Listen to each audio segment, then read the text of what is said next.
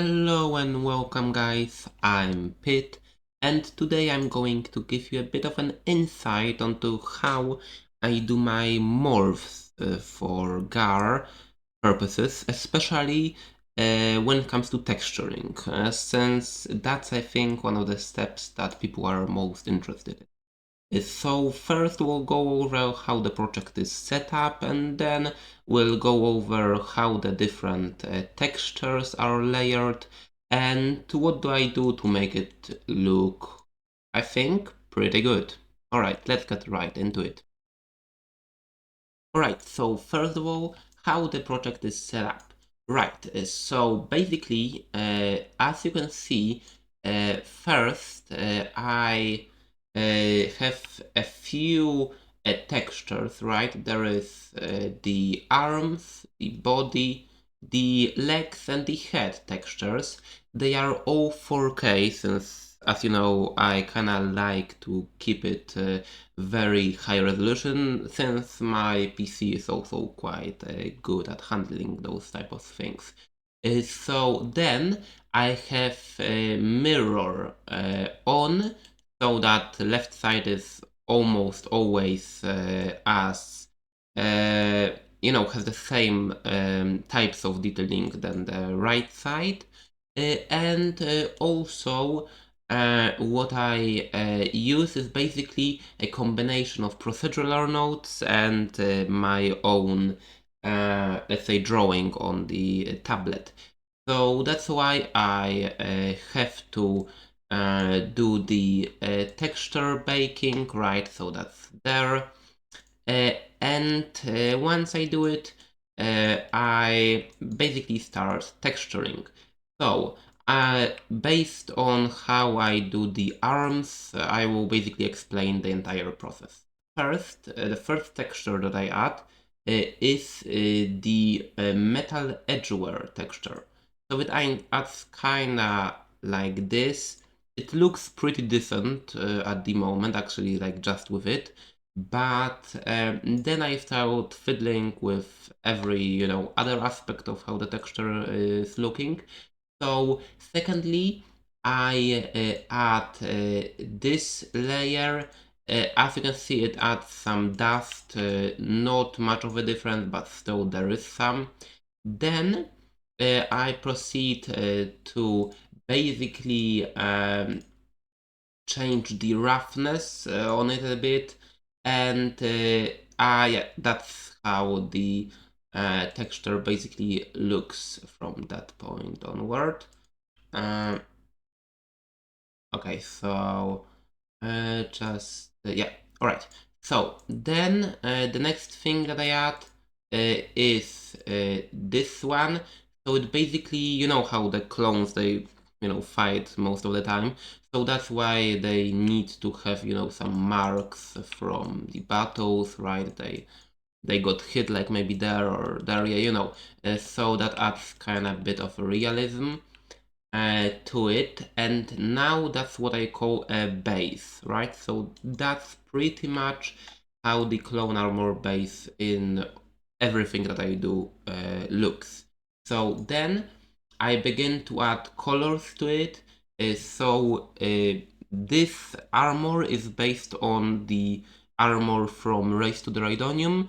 That's why it is mostly purple or pink, because as you know, that is the color of the 187th battalion or legion, I'm not really sure. So that is the basis, right?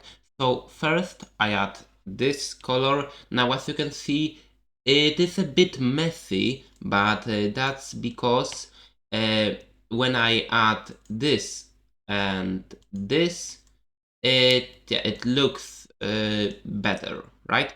But now you might realize that it's still a bit off. So that's why I add those darker shades. So here is the first layer. Then this layer is hand painted, right? So I'm just going like this and I'm adding it, right? Of course, I'm doing it with my graphic tablet, so it looks a bit better. Then I add the second layer, And yeah, it's looking a bit better now. Then this layer, and that is like, you know, the dirt layer, right?